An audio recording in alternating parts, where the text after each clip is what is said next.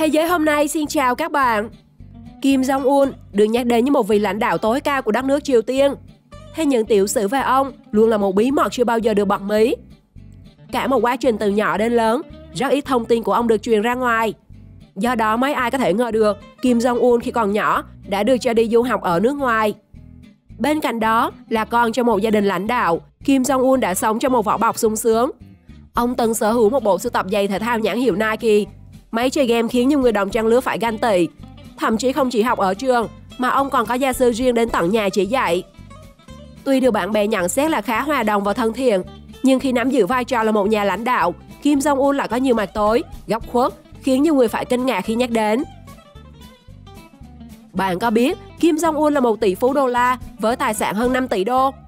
Hay bí mật về tổ chức bí ẩn mang tên Phòng Ba Chiến, chuyên giúp vị lãnh tụ của mình kiếm tiền và điều hành cả một tập đoàn sát thủ không? Hãy cùng Thế giới hôm nay tìm hiểu về những sự thật gây sốc về Kim Jong-un, lãnh đạo tối cao của Triều Tiên nhé!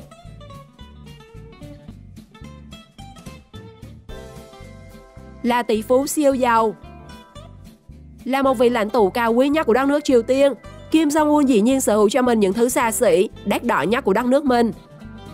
Mặc dù Bắc Hàn không phải là nơi dẫn đầu về GDP hay có sự tăng trưởng vượt trội hàng năm, người dân đất nước này cũng còn phải đang chật vật với nền kinh tế nước nhà. Thế nhưng Kim Jong-un lại có cuộc sống xa hoa cùng khối tài sản khổng lồ. Ông sở hữu các khoản bất động sản biệt phủ, phi cơ riêng, xe hợp hạng sang lên đến 100 chiếc trên khắp đất Triều Tiên. Theo một báo cáo từ cuộc điều tra chung giữa Hàn Quốc và Mỹ năm 2013, số tài sản ròng mà lãnh tụ Triều Tiên đang nắm trong tay lên tới con số 5 tỷ đô. Nó được bảo quản và nằm rải rác trong hơn 200 tài khoản ngân hàng trên khắp thế giới và giao cho các quan chức Triều Tiên quản lý.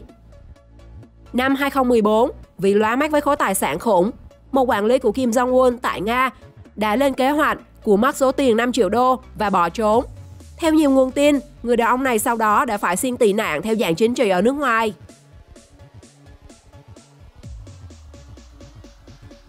Cuộc sống xa hoa.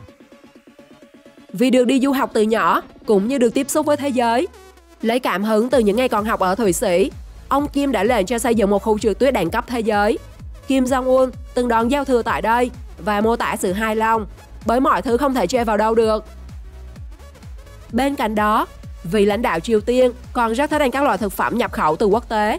Bò Kobe, phô mai là một trong những món ăn thường xuyên có mặt trong bữa tối của gia đình. Thậm chí, Kim Jong-un còn cho người sang nước ngoài để học hỏi kinh nghiệm làm ra loại phô mai này. Không chỉ đồ ăn, mỗi năm Triều Tiên chi hơn 3 triệu đô la, khoảng 700 triệu đồng chỉ để nhập khẩu rượu cho vị lãnh đạo, hay hơn 22 tỷ đồng để mua về loại cà phê Brazil đắt đỏ. Trong các chính trị gia, đại gia trên khắp thế giới, dù giàu đến thế nào thì biệt phủ của họ chắc chắn không thể so được với Kim Jong-un. Căn biệt phủ của Kim Jong-un được cho là đã được xây dựng từ năm 1983 bởi quân đội Triều Tiên. Bên dưới là một trung tâm chỉ huy với các bức tường được bao bọc bằng lớp sắt dày và bê tông phủ chì để bảo vệ nhà lãnh đạo tối cao Triều Tiên. Một cựu vệ sĩ đã cho biết, nhà lãnh đạo tối cao Triều Tiên có hàng chục căn biệt thự như vậy. Nhiều căn biệt thự nằm trong các dự án bí mật của Triều Tiên, rải rác trên khắp đất nước. Trong khu nhà của mình, bên cạnh căn biệt thự hiện đại là cả một khu vườn xanh mướt, ngập tràn cây xanh. Theo phóng viên, nơi đây còn được gọi là ngôi nhà bách hoa vì có hơn 100 loài hoa đang được gieo trồng. Xung quanh khu ông Kim ở bao gồm đầy đủ các cơ sở hạ tầng để phục vụ tất cả nhu cầu đi lại như sân bay, ga tàu thủy, tàu hỏa. Du thuyền hay xe lửa là một trong những cách mà ông Kim thường sử dụng để dạo quanh đất nước hay đón tiếp các nước khác. Theo các hình ảnh hiếm hoi được tiết lộ, bên trong chiếc tàu lửa bọc thép là dàn nội thất lát gỗ, bọc da vô cùng đắt tiền. Mỗi bữa ăn là các món mỹ vị khác nhau, khiến ai từng lên đó đều phải xuýt xoa.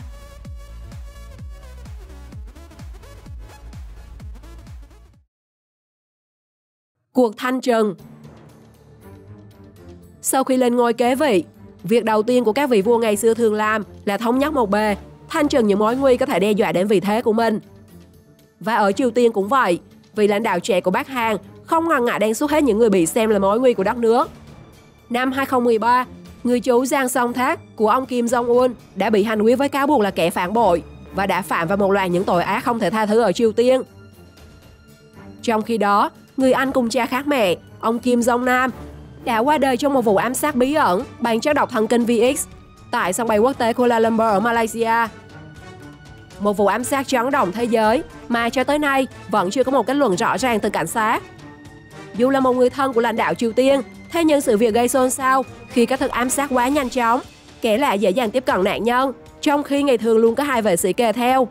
Đó là chưa kể, ngoài việc yêu cầu trả lại thi thể, phía Triều Tiên không hề có động tĩnh về việc yêu cầu làm rõ sự việc, nguyên nhân hay cơ bản nhất là tìm ra thủ phạm.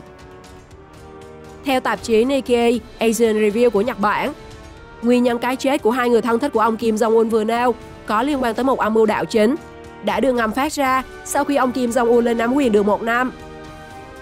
Cặp vợ chồng em gái của mẹ Kim Jong-un vì lo sợ sẽ trở thành nạn nhân của sự tranh đoạt quyền lực, đã cùng nhau đào tẩu sang Mỹ và ở lại từ đó đến nay.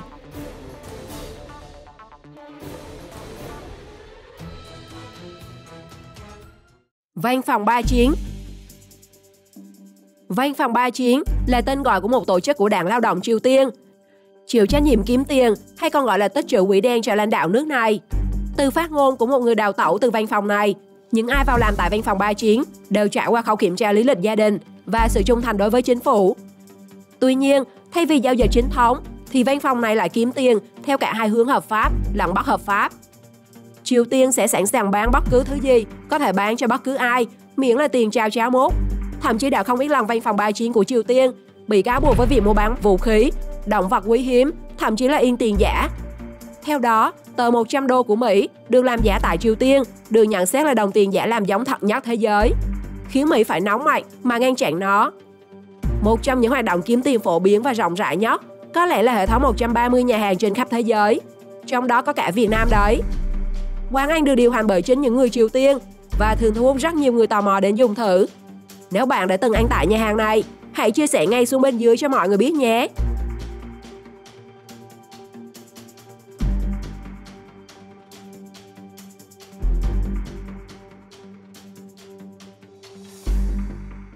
Bí ẩn người vợ. Cũng giống như Triều Tiên, cuộc sống gia đình và cá nhân của lãnh đạo nước này là Kim Jong-un luôn bị bao phủ trong vòng bí mật. Rất ít thông tin về vợ ông, bà Ri Son-ju, cả về gia đình cũng như quá trình lớn lên thế nào. Theo cơ quan tình báo quốc gia Hàn Quốc, ông Kim và vợ có 3 con sau khi cả hai bí mật kết hôn năm 2009. Bà Ri thường xuất hiện cùng chồng trong các hoạt động xã giao, họp mặt. Tuy nhiên, có nhiều thời điểm, phu nhân của Kim Jong-un lại biến mất hoàn toàn trong thời gian dài, không xuất hiện trước truyền thông hay bất cứ nơi đâu. Như cuối năm 2016, việc bà Ri không hề xuất hiện suốt 7 tháng, làm dấy lên hoài nghi rằng tình cảm vợ chồng bà không còn êm đẹp nữa. Nhưng nguồn tin tình báo sau đó cho biết, sự vắng mặt này nhiều khả năng do bà mang thai và đã sinh con vào đầu năm 2017. Suy đoán tương tự từng xuất hiện vào năm 2012 khi bà Ri sinh người con thứ hai. Và cho đến giờ, sau nhiều năm, các kênh truyền thông cũng chỉ phỏng đoán thông tin về những người con của ông Kim. Người xuất hiện nhiều nhất có lẽ là cô con gái Kim Jue, còn người con đầu và út thì chưa từng được công khai. Những người hiếu kỳ cho rằng những đứa trẻ nếu là nam sẽ được bao bọc thông tin kỹ hơn và nuôi lớn dần như cái mà Kim Jong-un đã lớn lên như vậy.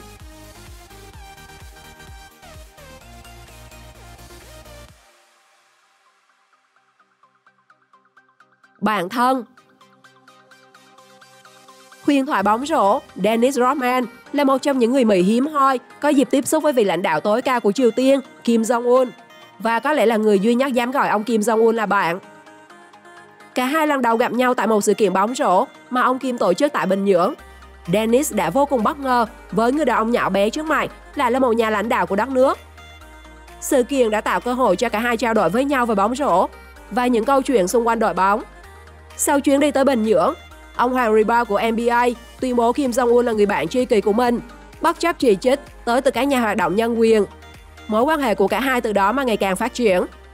Kim Jong-un đã không ít lần mời người bạn này đến thăm nhà, đi nghỉ mát tại đảo riêng, thậm chí là gặp mặt những đứa con của mình, những người chưa bao giờ được tiết lộ ra bên ngoài.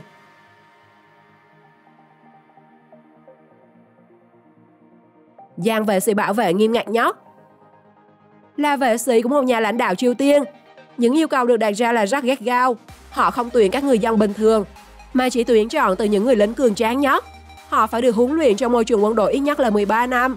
Sau khi suy xét thông tin cơ bản và đạt tiêu chuẩn, họ sẽ tiếp tục trải qua những khóa huấn luyện cực kỳ khắc nghiệt. Toàn bộ các vệ sĩ đều được huấn luyện để phát hiện và vô hiệu hóa từ xa những nguy hiểm có thể xảy ra. Bởi mục tiêu của nhóm vệ sĩ chính là trở thành lá chắn sống cho nhà lãnh đạo. Do đó, truyền thông rất dễ bắt gặp hình ảnh, dù là đang đi bộ hay đã ngồi trên xe di chuyển. Xung quanh Kim Jong-un luôn có 12 chàng vệ binh xung quanh sẵn sàng chạy theo xe.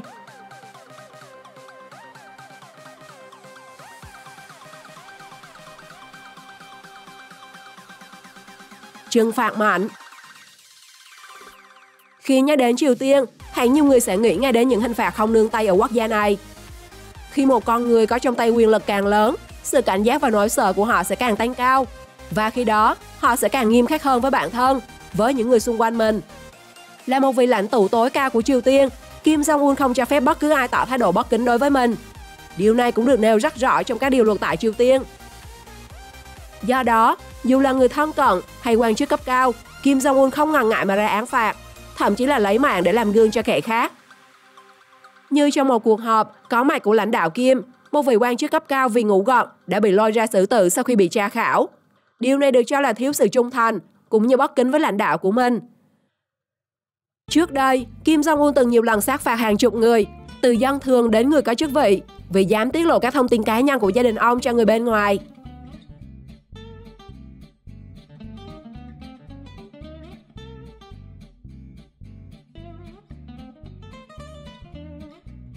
Sạch sẽ. Kim Jong-un từng đến Singapore và vô cùng thích thú với sự sạch sẽ nơi đây. Và ông đã lấy đó làm kiểu mẫu để phát triển đất nước của mình. Do đó, ngày nay khi đến Triều Tiên, dù là nông thôn hay thành phố, bạn sẽ chẳng bao giờ thấy cọng rác xuất hiện trên đường. Mọi thứ đều cực kỳ sạch sẽ. Không chỉ trên đường phố, mà Kim Jong-un còn yêu cầu sự sạch sẽ và tươm tất đến cả những dự án, công trình đang xây dựng. Ông từng ghé thăm và cực kỳ khó chịu với một dự án thi công vì tiến độ quá chậm, cũng như các trang thiết bị bên trong vô cùng dơ bẩn, và yêu cầu chủ thầu phải dọn dẹp tất cả. Sự thích sạch sẽ của lãnh đạo Kim không chỉ ở trong nước mà còn cả ở nước ngoài. Trong một lần dừng chân tại ga Trung Quốc cho chuyến công tác của mình, sau khi hút hết điếu thuốc trên tay, Kim Jong-un đã dùng gạt tàn của mình đem theo để bỏ tàn thuốc và quay di vào đó. Tuyệt đối không có hành động xả rác bừa bãi nơi đất khách. Và theo các chuyên gia nước ngoài, việc này cũng có thể đến từ lý do Kim Jong-un không muốn để lọt ADN qua tuyến nước bọt của mình ra bên ngoài, tránh những phát sinh không đáng có.